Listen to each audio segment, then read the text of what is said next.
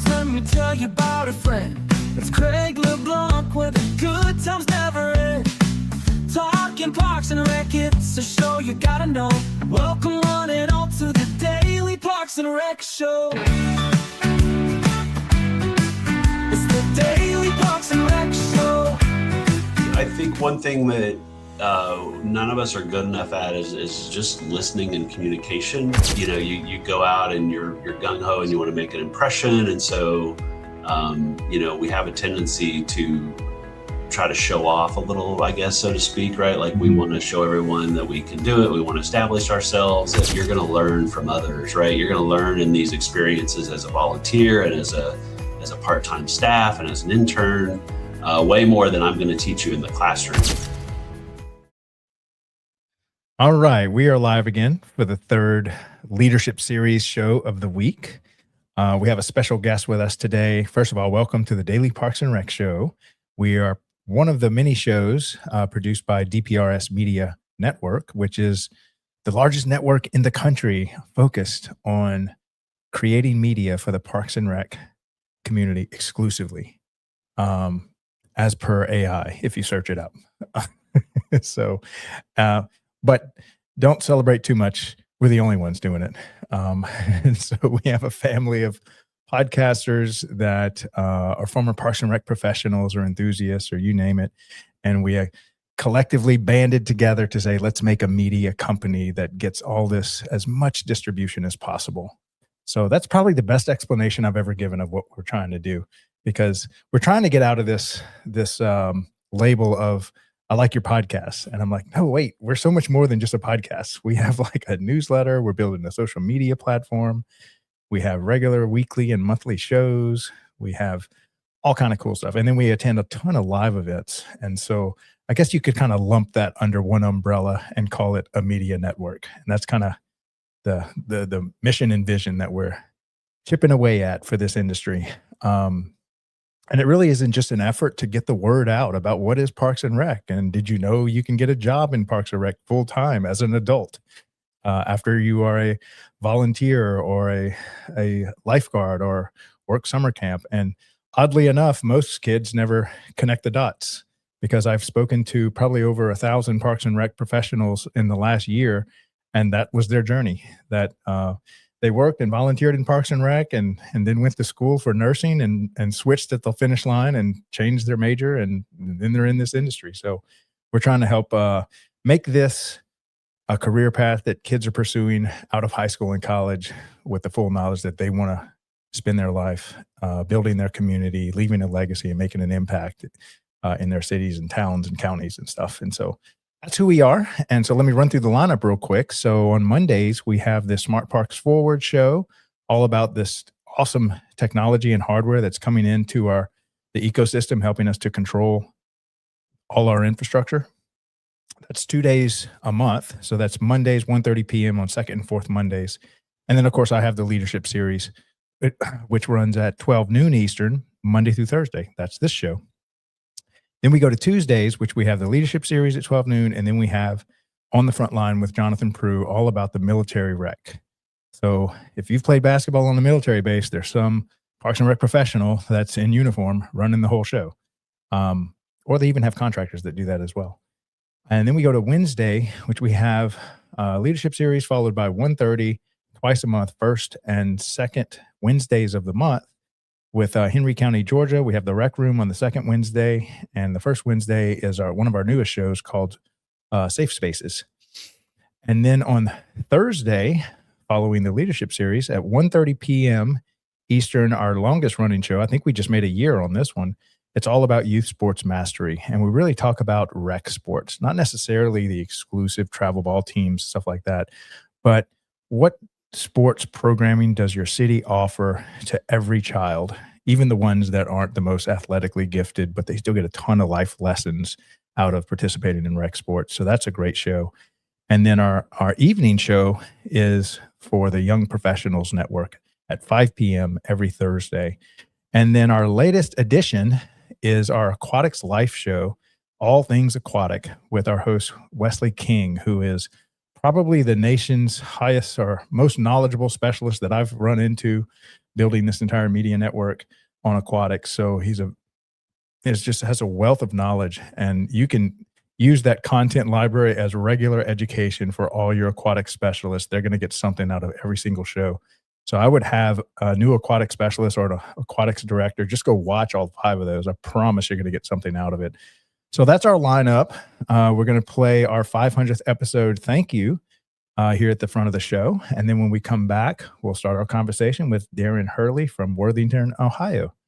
All right. See y'all in a minute.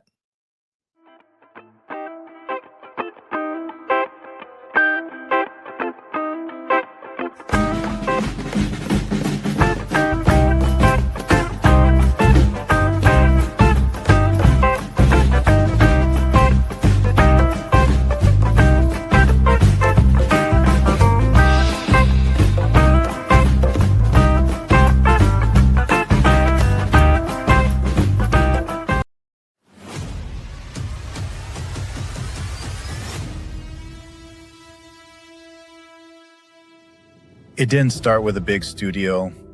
It didn't start with a massive audience. It started with a simple idea. One conversation, one camera, one episode. Back then, DPRS Media Network was just a vision. No guarantees, no roadmap, just a purpose. To tell stories that mattered. Stories from the Parks and Recreation community. Stories of leadership, passion, impact, and the people making a difference every single day. Episode by episode, that vision began to grow. More conversations, more voices, more people who believed in what we were building. What started as a show became something much bigger. A place where people felt seen. A place where ideas were shared. A place where the Parks and Rec community could connect, learn, and inspire one another. And today, we celebrate a major milestone. 500 episodes. 500 stories, 500 moments, 500 reasons to keep moving forward. But this is not the finish line. This is the beginning of our next chapter. In the months ahead and in the years to come, DPRS Media Network is growing into something even greater. We are building something truly special for the Parks and Recreation community. Something designed to bring people closer, to create stronger connections, to open new opportunities, and to continue serving the people who inspire everything we do.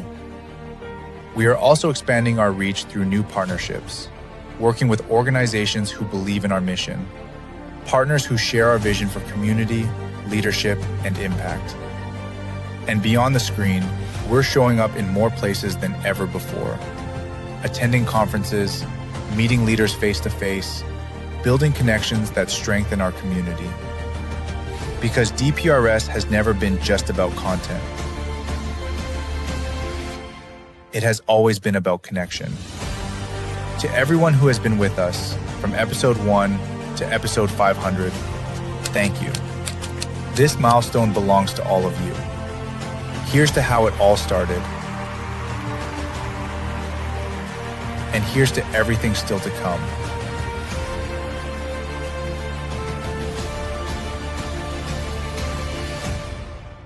The future of DPRS Media Network starts now.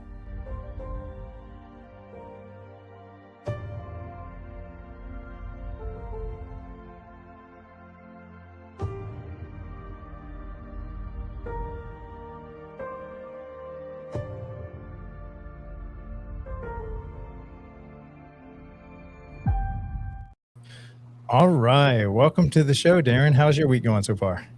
My week's going great. I'm just thrilled. That was very impressive. I was excited to see you're at the 500 threshold. Yeah, that's kind of like our hype video now. I feel like we're a football team getting ready to take the field and go defeat our arch enemy. My biggest question is, am I 500 or am I 501? You're 506. So we'll probably play that for the next 50 episodes just to get as much knowledge as we can out of it. That's pretty smart. Yeah. And then we'll create another one for the 600. And each time we're getting it dialed in, because it seems like we're adding a show a month or a show every couple of months. And we actually have a new show coming up called the Park and Tech Collective, where it talks about the software. Because, I mean, there's just tons of software that y'all use. How many softwares do you think you use in your entire?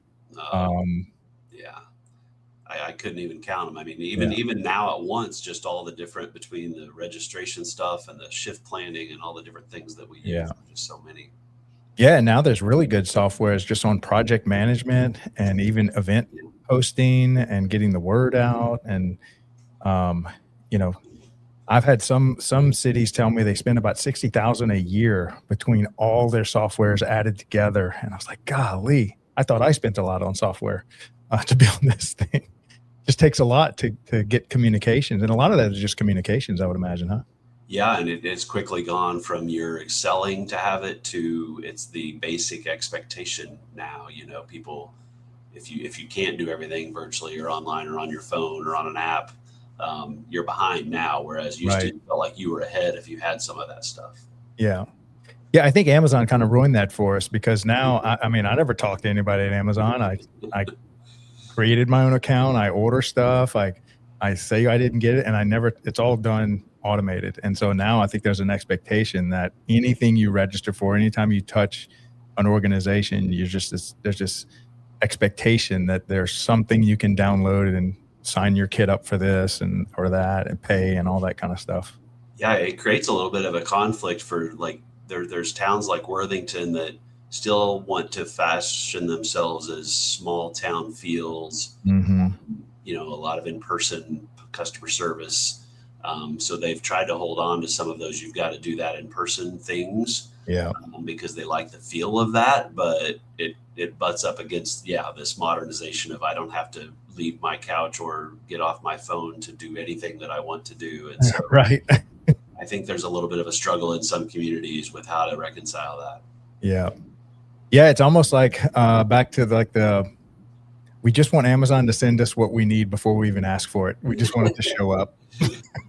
Yeah. And it's like when things pop up on your phone after you even just think, did I say that out loud or did I just think it, right? Right.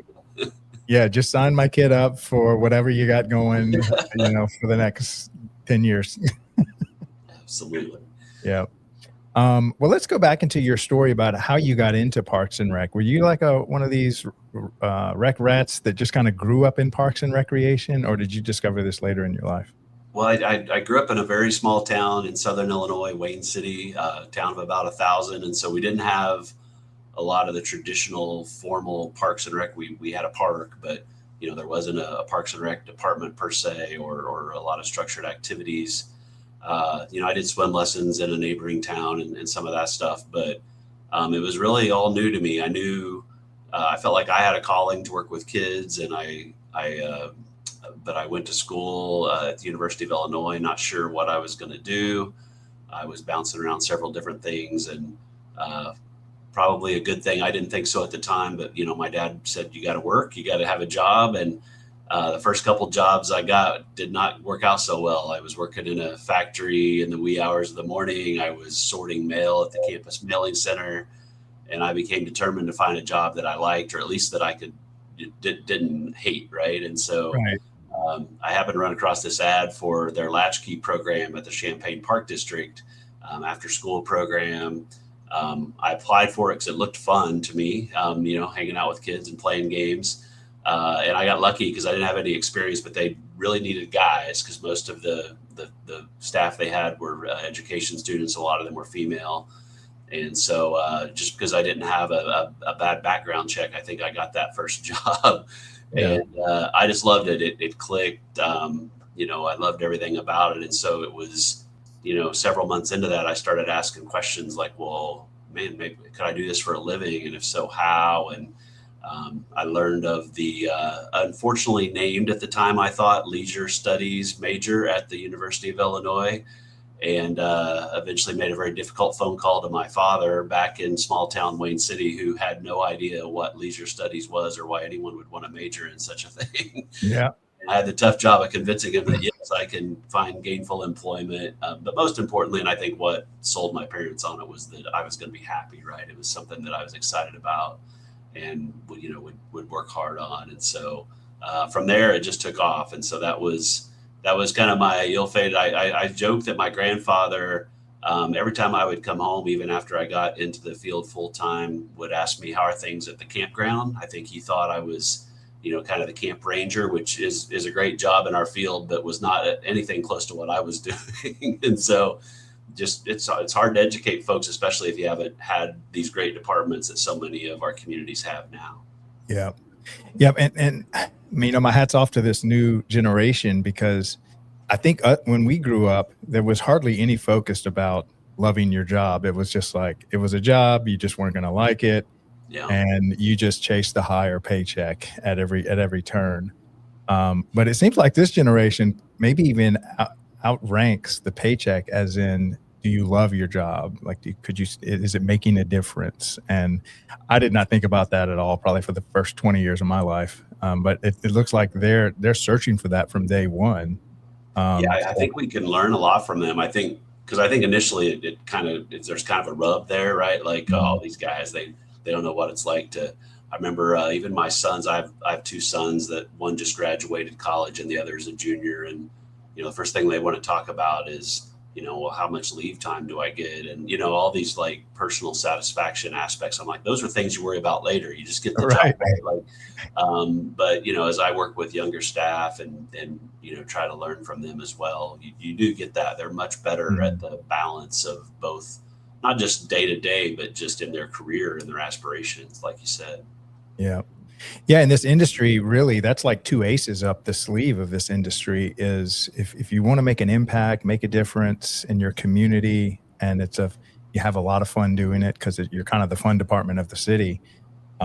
And then also, if you're looking to just add a bunch of skills, you receive like a PhD in how many different hats and skill sets you can add when you're in Parks and Rec, because there's so many things you have to kind of get good at when you're running the Parks and Rec department. And so, I think it's so interesting. Like, obviously there are some aspects of the job that aren't fun. You still get complaints. You still have to deal with things. But yeah, on any given day, I might be at an event outside or seeing people's lives get impacted in such a positive way. And those are the things you have to do. Like sometimes even if I'm off of a difficult phone call, I just get up and walk around. I'm lucky my office is in a community center, so I can immediately see kids in the pool or someone, getting a workout in, and you just, you're having that impact, whether it's directly or indirectly. And it's so satisfying. And like you said, there's just so many good reasons to be in Parks and Recreation. Yeah. Plus you get a paycheck. That's right. So, and then honestly, there's days where I'm like, I can't believe I'm getting paid to do what I do. So, it is very rewarding. And you get usually great benefits that any city typically offers their staff. Yeah, and I think as we're talking about technology earlier. I think even if you aren't a person who sees themselves working with kids, or because I think a lot of people kind of think, well, I have to be a camp leader, or I have to run softball leagues, or I have to go out and do parks maintenance, and I think there's a lot of people that have skills and passion in those areas, and that's a great way to get in our field. But there are a lot of other aspects. If your expertise is technology, or let's say it is a trade, even a lot of these agencies and departments have all these types of business managers, marketing. There's just so many aspects to what we do that's at such a high level that you can have a lot of different skills and still find the benefits of Parks and Recreation. Right. Yeah, and even if you think of like accounting, so accounting's accounting no matter where you're doing accounting. But wouldn't you rather do accounting that's building your community and putting smiles on kids' faces and helping single moms, rather than just accounting for some law firm? Right. Like yeah, absolutely. Right. And yeah, to feel good about that at the end of the day. And like I said, and like you said, there's a lot of benefits. While you can argue that maybe certain private industries have this big time benefits and things, like you said, there's very solid and just, the comfort of working for a public agency and knowing it's going to be here for the long haul. And maybe more than any time in my career, I feel like a lot of these Parks and Rec agencies are seen as more and more as necessities because of the good work people like you do and a lot of people in our field does. COVID, I think, had a big impact on that. I think we are really well positioned where we're seen as an asset more than a luxury. Yeah.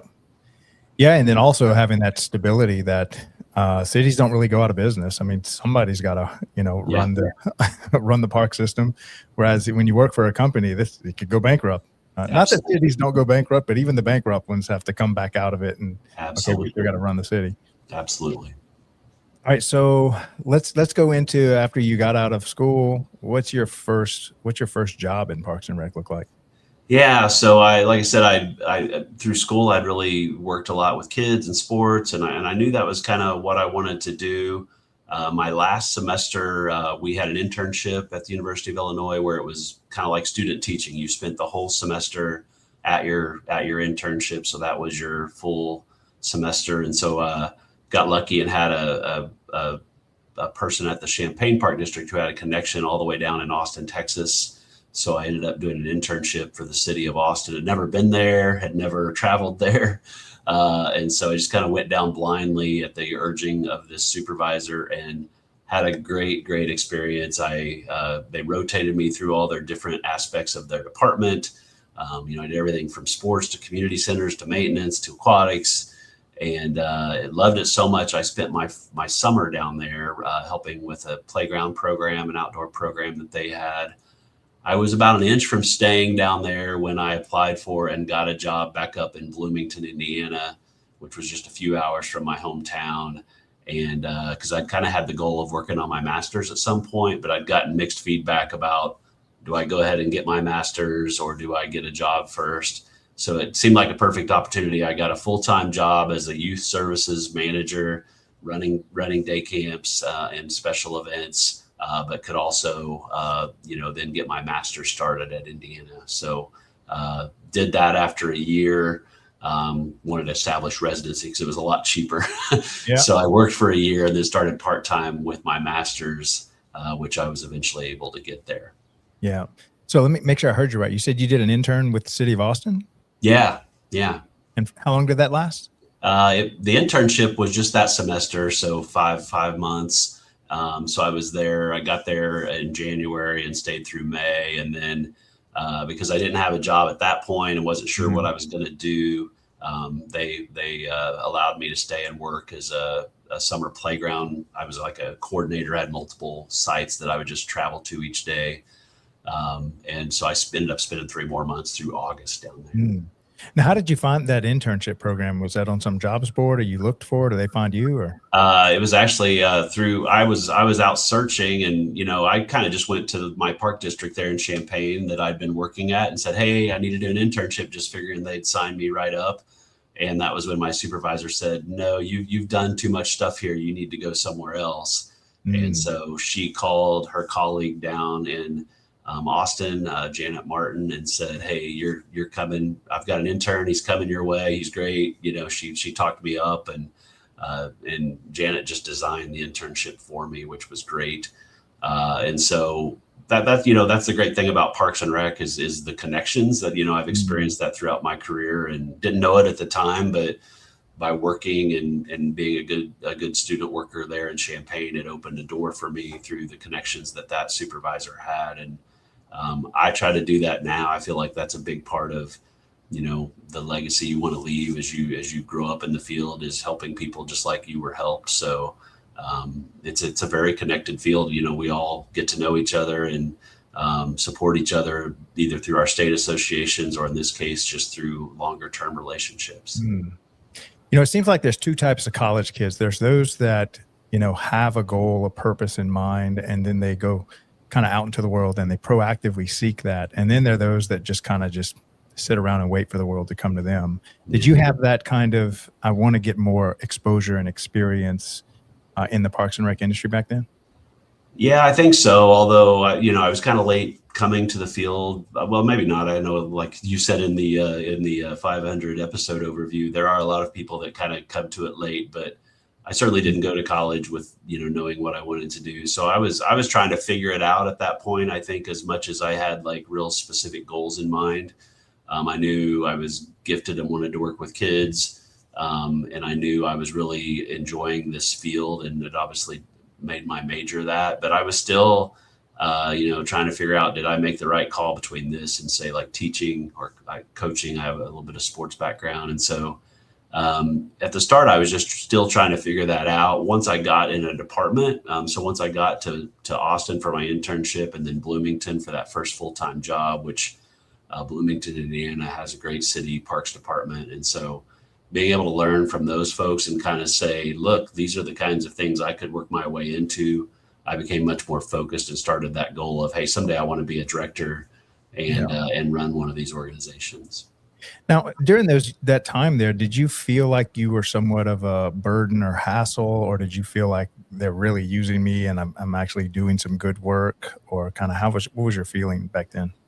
Well, it was interesting because, like I said, I think before that meeting with my supervisor about my internship, I felt like I was a good employee and I was, trying to carry my weight and then some, but I also, I didn't expect that, especially someone who, she wasn't just like an entry level full-time staff. She was a superintendent of the department there. And so the fact that she would take that time to not only listen to me ask about an internship, but to pick up the phone. And, to me, that was really eye-opening. And I think, made me more passionate about the field, right? Because I'm like, if they care this much about a student who's only been here, I was there for a couple of years, but I wasn't like I was working all full time to do all of this, right? And then I had a great experience in Austin, and same thing there. I mean, the supervisor there didn't know me. It was just because a colleague called and said, hey, I've got a student who could do a good job for you. And,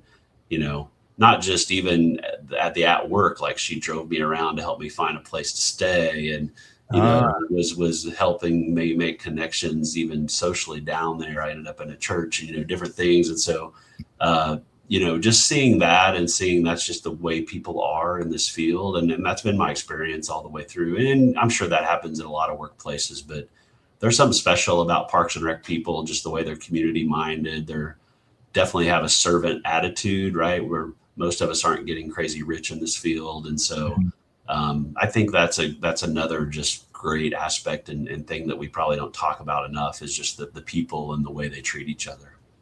And so this was a 40-hour a week, like full-time job, and you got paid to do it? Yeah. So when my internship was, it was intern pay. It was, at the time it was probably $3 or $4 or $5 an hour. Right. But for me, it wasn't, as long as I could pay some of my basics. That was kind of my dad's thing, was like, well, as long as I'm not going broke sending you down there. Right. Because to my parents, going to Austin, Texas was a really big deal. Right. Like they were like, are you serious? We all drove down there over the holiday break, and we're kind of like, I'm sure they were just like, what in the world's happening here? Right? Yeah. Where are you going to live and all these things. And so, like I said, had I not had these adults kind of helping with that, they probably would have shut it down. So, I was working just a full 40-hour week. And of course they were putting me on, I'll never forget the part of my job there was working in their athletics department. And they had just changed a policy where they were going to start charging a gate for several of their leagues and activities at their biggest softball complex. And so guess who got to be the intern that went out and was there the first night collecting the money from everyone? So, that was you. So I got to go out there and take abuse from everybody the first night as they realized they were going to have to pay to get in, and they never had before. So, that supervisor would have said, that's a good learning experience. I didn't really think so at the time. But, yeah. So you did get a lot of that. I mean, it wasn't like they were treating me like a king with every job and every responsibility, but I learned a ton. And like I said, it just really solidified, because I really only had experience there in Champaign. So it really solidified, hey, this is a really cool field and there's opportunities here. And it even helped me rule out some things. I mean, there were some aspects of, working for me in the first time in a larger city, in that setting. And so knowing that, I thought I wanted to do athletics, and was kind of leaning there or kids. And so it kind of helped me refine that and say, hey, for a starting point, I want to work with kids. That's my focus. So, it helped me by having that kind of diversity of experience, Yeah. And that's one thing I love about Parks and Recreation is, on your day one, I've even heard where it's your first day on the job and they say, all right, this senior center's yours. Here's the keys. Good luck. Who you replaced is no longer here. So Yeah. you're doing real work, making a difference in your community really from the very beginning and probably till today.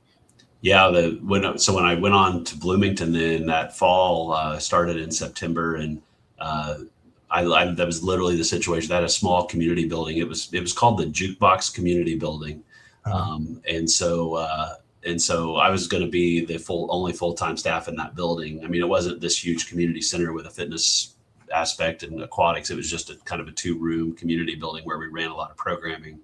But yeah, they gave me the keys. They said, here's what's going on. And, I remember them walking away and I'm sitting in that building all by myself. And I'm like, what in the heck do I do next? And how do I lock up, all these things? And they came around and helped me, obviously. But yeah, Right. You have a lot of those moments where you're like, I don't know what I'm doing. Do they Right. know what I'm doing? Right. Like, you have some of those moments, but I think sometimes that's the best way to learn, right? Yep. You don't have that choice. So you just have to figure it out. Yeah.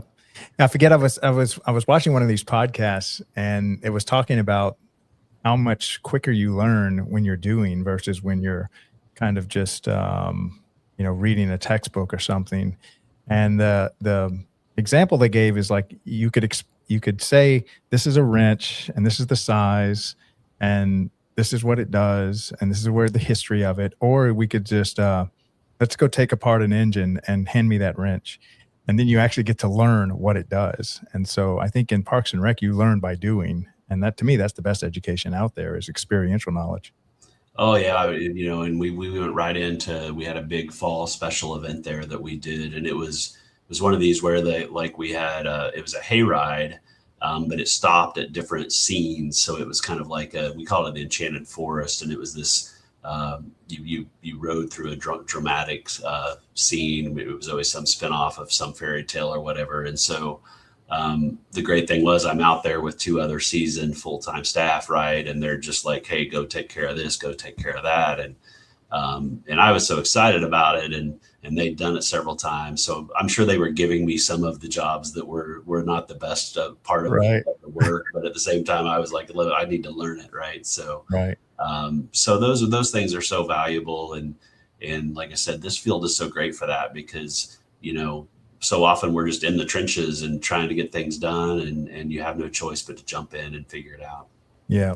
Okay. We just blew past the halfway point. That went by like in 2 seconds. So when we get back, I want to finish going into your journey kind of to where you are today. And then also when we get back, we're going to talk about special events and programming and stuff. But all right. So for our halftime break, we have 2 of our earliest sponsors, Outdoor Link and the National Academy of Athletics. The National Academy of Athletics is owned and operated by Aaron Locks, and he is a 40-year professional in youth sports and especially rec sports.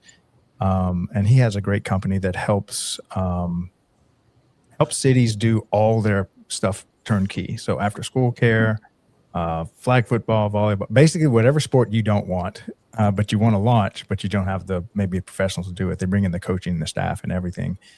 And then also Outdoor Link, if you have a smart home, maybe you have your home that's all connected to your cell phone, you control everything on it. Imagine if your whole city was a smart city and you could control your splash pads, your baseball field lights, your parking lot lights, your bathroom door locks. And so they help cities become smart cities from a hardware side. And I think for $950, you can get one of their devices in and control an entire sports complex and lights and stuff like that. And so really cool company and one of our earliest sponsors. So Joby, why don't you go ahead and run those 2 promos, and then when we come back, we'll finish up our conversation with Darren. In today's parks and recreation industry, communication, safety, and efficiency go hand in hand. That's where Outdoor Link comes in, delivering smart technology that empowers city departments and community planners to do more, smarter. Outdoor Link's platform connects and automates everything that keeps your parks running smoothly, from lighting and locks to signage, water features, Wi-Fi, and digital advertising. Control and schedule park lights for safety and energy savings. remotely manage facility access, coordinate fountains and splash pads, provide public connectivity,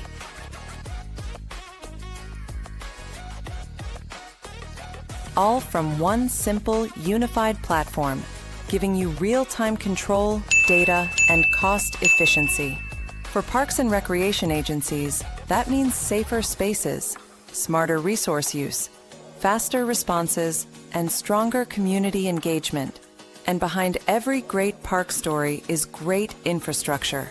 That's why Outdoor Link proudly supports DPRS Media Company, helping the Daily Parks and Rec Show amplify the voices of professionals shaping our communities every day. Outdoor Link, smart, connected solutions for parks, recreation, and beyond. They say it's just rec. Just rec, where kids learn to try again. Just rec, where confidence begins. Where teamwork, effort, and fun matter more than trophies. It's not about perfection. It's about participation. It's not just rec. It's where kids learn to love the game and themselves. It's just rec until they learn teamwork for life. It's just rec, but it's everything to them.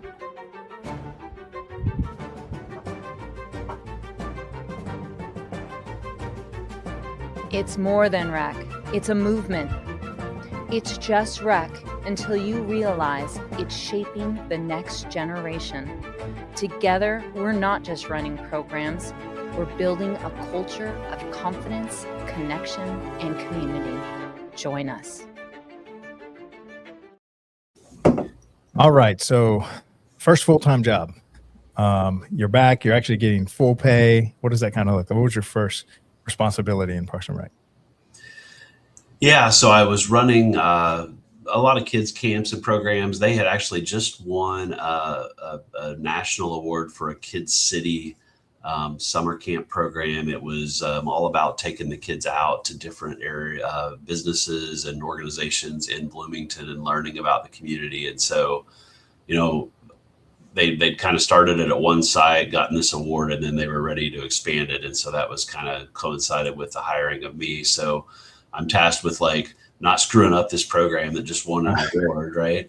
And actually growing it and making it bigger. And not to mention the lady who had done such a good job of doing it was still in the department, but had been promoted. So she was kind of like, hey, this is my baby, you know? And so, but I was so excited because I'd had all that experience over in Champaign and down in Austin. And so I was all excited and it just clicked. I mean, there's just something about working with kids and working this aspect now of hiring people myself and training them to do the same. And so I just loved it. It was probably, I was there for 3 years and it was probably the funnest 3 years of my career. Just, you know, a lot of staff, a lot of interactions there with Indiana University and so many students, so many organizations that you could work with. It was just really fun and exciting time. Yeah. Yeah, I feel like this is almost your first time driving a car and somebody says, here's a Ferrari, here's the fastest car in the world, it holds a world record, here's the keys, floor it and don't wreck it. And then they just kind of... Yeah, I mean, I try to look at the good side of it, which was we've got a really successful, you know, loved program here, but there was this pressure of, you know, hey, I think one of the first things that happened when I was there was they were off to the NRPA conference to present about it, right? And so... and I'm like, okay, it's kind of a big deal, right? But it was such a cool concept. And like I said, it just helped me then because, you know, when you work with something that's that successful and then you help grow it and expand it, we ended up with 3 different locations and some spinoffs to that. And so we ended up doing a preschool program. And so it made me, I think, you know, have that on your resume, right? All of a sudden, right. Hey, you were involved in that. We've heard of that, right? And so that was really a nice thing to start off your career. Yeah, it reminds me. I was talking with Jonathan Prue. He runs our On the Front Line show, and he was like, Craig, An aircraft carrier is the biggest floating high school in the world. The whole thing, you think there's just all these like seasoned veterans running the show, and it's just literally 18, 19, 20, 21-year olds is the massive population that's keeping this thing There going. are still moments where I think back and think, yeah, I had a lot of like, I don't think you realize the responsibility at the time, right? Like, I mean, Right. you knew you're responsible for these children, and obviously you're seeing their parents, and they impress upon you the importance of that. But I think now that I've had my own kids and they've grown up, I look back and I'm like, man, did I really understand every day? Because we're sending them on all these trips to all these places, and things were different then. We weren't quite as paranoid and aware of certain things, but yeah, it is scary sometimes to look back and think I probably had someone looking out for me up above, right, to make sure that I didn't screw that up. Yeah, and I think that's what they do. They make you feel like you're on your own, but you do have people kind of looking over it, making sure you're not, wrecking the ship. Yeah, that, I mean, the other fun thing about being in those jobs is some of the things that you deal with. I still remember very specifically the day that we had this kid who had stolen some toilet paper out of our restroom in that community building, and so I made it a big deal. I was going to pull him in and talk to him in my office, and I'm talking to him, and I could tell it was impressing upon him, and he felt sorry. And so I finally just said, look, I said, and if nothing else, if you're going to go down for something, you don't want to go down for stealing toilet paper. Right. Oh my goodness. So my one of my other supervisors, after I was telling the story, he's like, you really said that to the kid? He's going to go out and do something big now. I go, no, he trust me. He knew what was going on. Yeah. All right. So I'd like you to think about all the skills that you have today. And then maybe let's talk about the skill acquisition journey. What were some of the early skills that you added to your toolbox back then, and then all the way to the skills you have today? Yeah, I think one thing that none of us are good enough at is just listening and communication, right? So you go out and you're gung ho and you want to make an impression, and so we have a tendency to try to show off a little, I guess, so to speak, right? Like we want to show everyone that we can do it. We want to establish ourselves, and I was fortunate that I had so many people that poured into me, and at some point, I think even just at the University of Illinois, I had such good leadership and professors there that impressed upon me, you're going to learn from others, right? You're going to learn in these experiences as a volunteer and as a part-time staff and as an intern, way more than I'm going to teach you in the classroom, right? And so I was really coached well that I went out and I really tried to learn from these other people, right? And didn't have this attitude of, hey, I can figure this out myself, or I'm smarter than you, or whatever. And so I think just over the years doing that, and now even at the point, and just recently, I kind of caught myself, because it's easy to kind of we were talking about the younger generations, right? And, we've got all these young staff, and I look at them, and now they're younger than my kids in some cases. And so, just still understanding that I can learn from them as much as I can teach them, right? Because I've got this perspective that's so different than theirs. And so I think that's been the biggest thing just over the years, developing, and even going to conferences and sessions, and just understanding that like, hey, even though I'm in my 50s now, I can sit and actually learn something, and maybe it's from someone who's just been in the field for a few years. Yeah. Yeah. I've never asked this question before, but it kind of popped in my head. I wonder what's the average age of a Parks and Rec professional, like staff wide? Is it like half young people, half veterans, or I have no idea? Yeah, I don't know nationally. That's a great question. In our experience here, we're a suburb that, treats its employees really well. And so we don't have a ton of turnover. People tend to stay around for a long time, which is mostly good.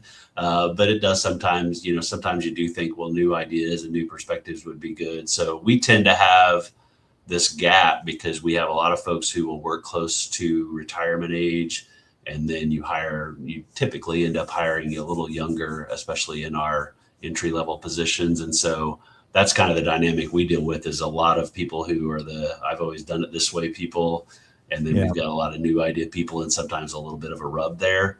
I think in an ideal world, you've got it blended all the way up, right? You've got middle term, long term, and short term, and they all kind of coexist. But I would venture to guess in a lot of our agencies, especially a lot of our suburban agencies, that you have more of that kind of some new staff, but they're trying to blend in with a lot of veteran staff. Yeah. But then you still have a heavy population of like volunteers, coaches, summer camp counselors, weed eaters and grass cutters working for the summer. And that's typically a younger population, I would imagine. Yeah, a lot of that age diversification comes from our part-time staff and our seasonal staff. We, in Worthington, we've got 23 full-time staff, but we at any time will have over 100 part-time and seasonal staff. So number one, they're the people that most people see and know. So they're the face of our department in a lot of cases.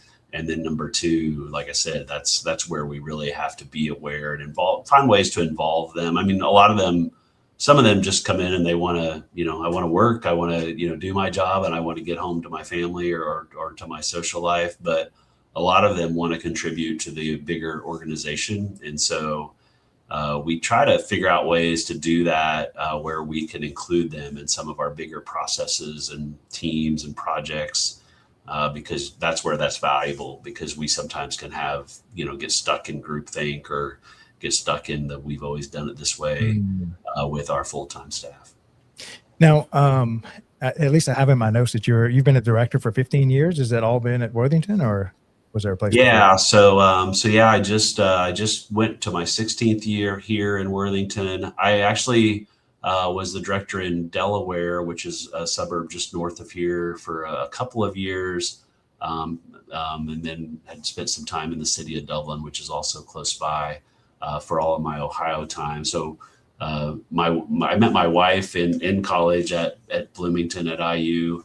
And she's from Ohio, so that's how we ended up coming over this direction. All right. So what was it like those first few years in direct? It's almost like you're constantly starting over because they keep, promoting you up. And now, great, I'm a freshman again. What was those first few years as a director like? It was interesting, because I couldn't decide. Like, my sister, I have family in education, and so I kind of likened it from going from a teacher to like a principal or a superintendent, because, it's the career progression and it's what a lot of people see as successful. But it certainly changes what you do. And I was really concerned about that passion, right? Like the passion of being hands-on and working with kids and working with even the frontline staff that you hire, which had kind of become my passion in doing camps and recreation programming. I get to hire these people now and train them, and they go out and do the hands-on. And so as I became a director, I was like, am I going to lose my passion? Am I going to, become bureaucratic, become political, all these things that are kind of the drawbacks of some of our agencies. But I think what I found is that, enabling and positioning people to carry out the mission of what we do is as rewarding, if not more rewarding, than actually being the hands-on that always does it.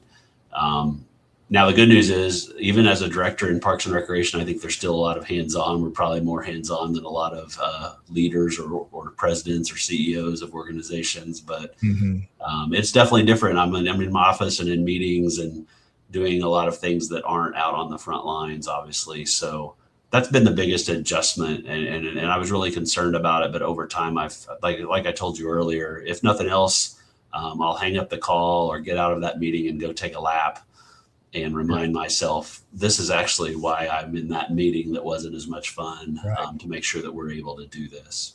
Yeah.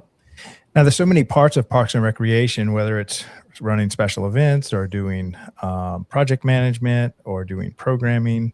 If you weren't a director, is there a part of Parks and Rec saying, all right, if I'm not going to be a director, I'd want to do aquatics, or I'd want to do special events? Is there one that kind of stands out to you that you really like?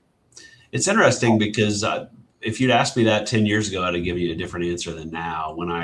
As I was coming up, and I was really heavy on the rec side. I did camps, I did special events, I did some sports stuff.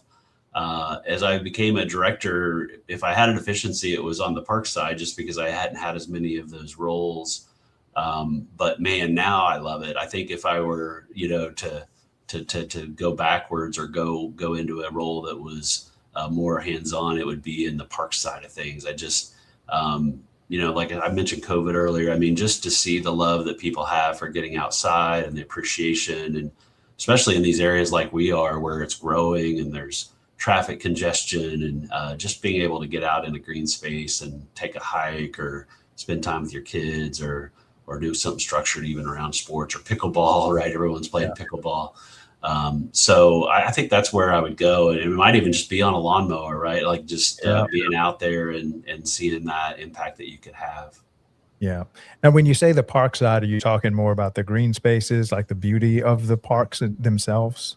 I think so. I mean, like I said, we certainly have a lot of aspects to parks and all the things they bring, but I just like being outside and doing that, the maintenance of those, and making sure those spaces are safe and, attractive, and providing all the things that they're designed to provide. I just really have found that as kind of a passion here late in my career. Mm-hmm.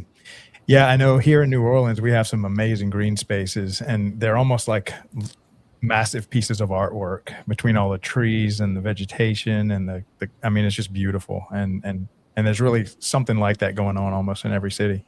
Yeah. And the thing I love is just the diversity of them. I mean, you can go from these neighborhood parks that are just gathering places where, neighbors meet and you take your kids to play and you have a picnic or you have a small community event, all the way up to these massive, community parks where we have big sports complexes or hiking trails or, like I said, pickleball or whatever, you name it. And then just all the things that come and go, whether it's, the craze of the skate parks, and now it's mountain bike parks. And like I said, I think COVID really brought just this appreciation, because we weren't doing a lot of structured stuff in our parks, right? And so just the walking trails and the nature aspects, we've really seen that as we, even just in our master planning, we just see this desire for natural spaces and green spaces. So, it's all very exciting. Yeah. All right. So you gave a talk called The Good, the Bad, and the Ugly in Programming and Special Events. Tell us about that talk and kind of what inspired you to make that your topic. Yeah. So early on, you go to all these conferences, and I don't even know that Parks and Rec conferences, if you're watching this and you're not in Parks and Recreation, a lot of the conferences are the same, right? You go to sessions, someone puts up the PowerPoint and you go through slides, and we've had great speakers in Parks and Rec at all the conferences I've been to, but we were like, we want to do something different where we get people involved and engaged. And so years ago, we did this Good, Bad, and Ugly, and we just gathered a whole bunch of program ideas. But we also shared some things that didn't go well, because it was this way for us to connect with people, because sometimes you go to these and you're like, man, everyone's doing cool stuff better than me. I did this and it screwed up, and so we shared these crazy or bad things that happened. And we just really found a community around that. People got up and started sharing stories. We heard about mascots gone bad. The Easter Bunny takes his top off and smoking a cigarette behind the stage. Someone spends a lot of money on this mascot and it scares the kids to death and they all run off. And false starts and on Easter egg hunts, and we just heard so many different things, and we would bring up a theme like that, and all of a sudden there'd be 10 examples. And so I think number one, it was therapy. We all kind of like, hey, we're not the only ones that deals with these problems, but then we also shared a lot of good ideas, and people were able to do that. So it really kind of started a little bit of a theme for me in doing these workshops and presentations. The most recent one I did, I think I shared with you earlier, was the children on the playground are too loud. And so it was just based on this phone call I got of a woman complaining about a playground that was next to her house where the kids were being loud. And I'm asking her, I'm like, was this them banging on the poles or, playing some kind of loud horns or something? She's like, no, they're just laughing and screaming and enjoying themselves and being kids. And here I am on this call, like, what do I say? Like, how do I deal with this? Right. And so same kind of thing, just shared some examples of that I say I'm going to put in a book someday, of just crazy things that we experience in this field. And sure enough, everyone else had just as crazy, if not crazier, stories to share. And we focused it on how do you deal with these, how do you train your staff to deal with these crazy things that get brought their way, and put a customer service learning portion to it. But more than anything, it was just kind of an enjoyable back and forth with folks. So I ended up presenting that at the national conference last year down in Orlando, and it got a great reception. Yeah, imagine. And I think it really is important to talk about not just the perfect side. Like, this is when everything went right, but they don't talk about the 50 face plants that went into, making it that way. Yeah, because the truth is, even if for the user it goes well, we all know there's 10 things behind the scenes that you had to scramble and fix. And I mean, that's where even the television show is accurate, right? Leslie Knope's in the background solving 7 problems in the middle of the event, right? We've all been there. There's always something that comes up, whether you think you've planned for everything or not. Yeah, I was talking to a Parks and Rec director out in California. We went to that state conference, and she was telling me that her first special event was the Easter egg hunt. And she saw the Easter egg bunny just kind of slowing down, and she went up to him. She's like, "Can I help you?" And he asked for some water. And she's like, "Well, why don't you come sit down over here?" And so her and a staff member kind of was walking with him. And just when they got out of sight of all the kids, he hit the ground, like passed out. And she was like, "I was almost known as the Parks and Rec professional that killed the Easter bunny in front of all the kids." Yeah, well, that first Good, Bad, and Ugly that we did, I don't remember which state we were in, but it was at a national conference, and a guy gets up in the back and he shares this story of them trying to set a world record. That they did that a lot at their center out east, and for this egg hunt, they had brought in a helicopter, and he was young in his career. Speaking of being young, and he thought he had this great idea. They send up this helicopter. Have it up above all the kids, but it had rained that day, so they put them all on blacktop. And right when the helicopter comes out and opens the door, the driver's waving at the kids before he's going to dump these eggs out of the helicopter. He realizes that he sees the blades turning of the helicopter, and he realizes that as soon as they drop these eggs, they're going to be like projectiles shooting down at the kids on the pavement, right? So he goes on to tell this story of parents shielding the kids with their bodies while these things are getting hurled at them, and denting cars and everything else. And so yeah, I just the whole room was about to lose it, of course. So Yes. So yeah, it was, like I said, very therapeutic. You obviously could learn some lessons from people, but yeah, more than anything, it just helped us all to relate to each other. Yeah, we got to write a book on all that stuff, because I mean, we could probably do an encyclopedia on stories like that you just can't make this stuff up, kind of stuff. No, absolutely. Like I said, I still can't believe that and as I researched that woman who called about the children being too loud, there were actually some news stories. I shared a clip in my session. There was an actual news story from a place where they put the musical instruments on the playground, that some of them have, and a neighbor got upset and started playing their music really loud to offset that, like bad lyric music when the kids would come to the playground. And so it became this whole like community issue at the school board and everything else. So there's a lot of that stuff that goes on. Yeah. All right. So as we're coming towards the end of the show, I wanted you to say a little bit about, because you're very active in OPRA. What have you done with them over the years? Yeah. So I've been on their board of directors and been a part of conference committees, and done a lot of local stuff that we do, some sessions and things. And lately I've been more just trying to motivate my staff, especially the ones that haven't been involved. We've got several of our team that, serves on the different committees and aspects, but I'm still involved. I go to all the conferences, and, it's just such a great, for me now at this point, the biggest thing I get is just the networking of just, seeing colleagues. Hey, we're dealing with this. What are you dealing with? And, we have so many good conversations, and then that leads to, now I can pick up the phone if my city manager or city council says, hey, why can't we do this? Or we want to do this. And I can call 5 people, right, and say, hey, do you guys do this? And if so, how do you do it? Can you send me the template? And it's one of my very favorite things about our field is just how you connect. And if folks in our field aren't involved in their associations, that's, to me, is the biggest miss you could have, because it's such a great resource. And, you know, you always think, well, I don't have time to go to that, or, you know, my city will miss me if I go away. The investment of your time pays itself 100-fold easily. And so we send as many of our staff as we possibly can to be involved in OPRA. Yeah, I'd love to attend theirs. We try to attend like 10 to 15 a year, and we just got back from California, so they did an amazing job, and we did Illinois earlier in that year, and I know we're doing Georgia and Louisiana, but I'd love to, if you can help me connect to. I will, absolutely. Yeah. Follow up. Let's follow up, and I'm sure we could. You'd be a great addition, and I think you'd find a lot of people really excited to talk to you about Parks and Rec.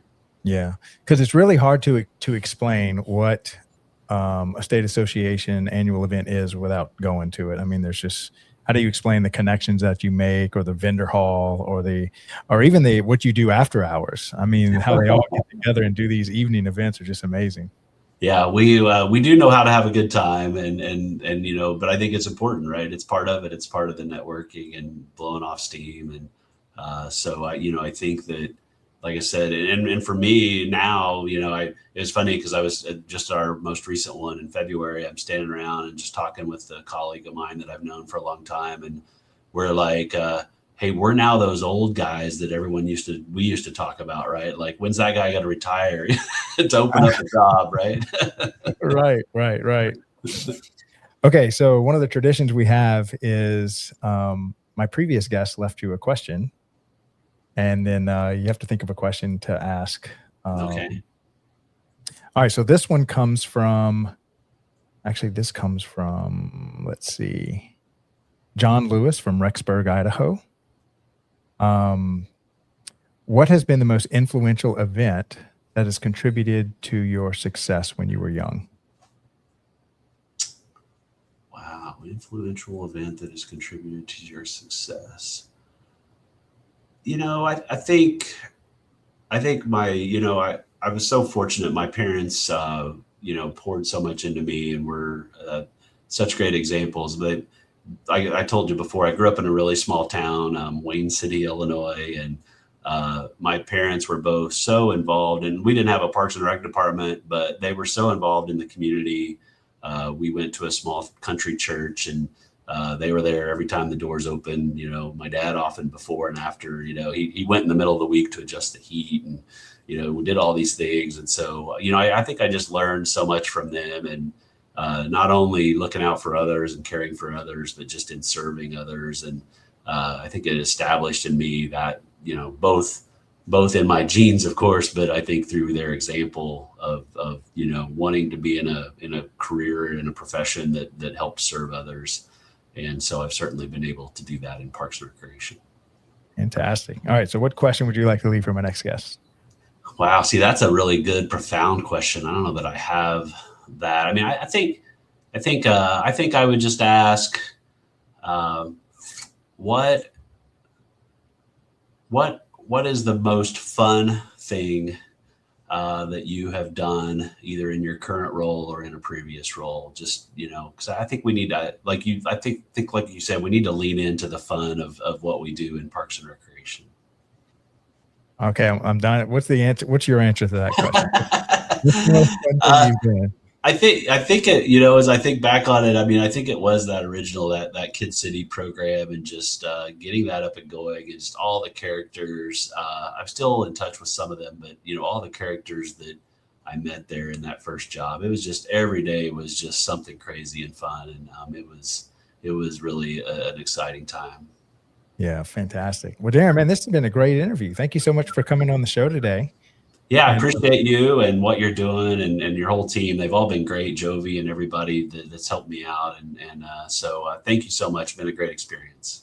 Yeah, well, we'll definitely keep it going, and see if you can help us get connected to whoever we need to talk to in Ohio. I would love to come cover y'all's event each year, show us, so I can show the world how y'all do Parks and Rec annual event over there in Ohio. That'd be great, Craig. Fantastic. Well, thank you for coming on the show, and have a great rest of your week. All right, you too. Yep, take care. All right, that was another amazing show. we definitely need to write a book about all the stuff that Parks and Rec professionals, maybe we need to call it, "You Can't Make This Stuff Up" in Parks and Rec or something like that. We probably need about 20 volumes of that book to cover all the stuff that I've heard. Okay, so we don't have a show after this, but tomorrow we have the Youth Sports Mastery Show at 1:30 p.m. following my show at 12 noon. And then we have a Young Professionals Network show at 5 p.m. And then Friday, we have the All Things Aquatics, called the Aquatics Life with Wesley King. So don't miss out on those. And then we are also steadily building something really special for the whole community. I don't know if I'm ready to make that announcement yet, but we got something big cooking up in the background. Hopefully it'll be ready in a couple of weeks. And it's something that everyone in Parks and Rec can join and participate in. And I think it's just much like the industry needed a network to really sound the alarm or boost the signal or get the word out. This is kind of like also a missing piece of the puzzle for us to really showcase what Parks and Rec does to the rest of the world. So we'll be looking out for that. But thank you for coming on the show today, Darren. Really appreciate all the hard work that you're doing in your community. And this is Craig LeBlanc signing off from the Daily Parks and Rec Show. Love you guys. Thank y'all so much for the love and support. See y'all here again tomorrow. Thanks a lot. Bye. This year, we didn't just attend an event. We became part of something bigger. IPRA 2026 brought together leaders, innovators, and community builders, all united by one mission: to strengthen parks, recreation, and the people they serve. For DPRS Media Network, it was an honor to join IPRA 2026 and take part in meaningful, real-time conversations, capturing stories and amplifying voices that matter. To IPRA, thank you for creating a space where collaboration thrives and the future of parks and recreation is shaped together. We extend our deepest gratitude to Amelia and all our partners who made these live interviews possible.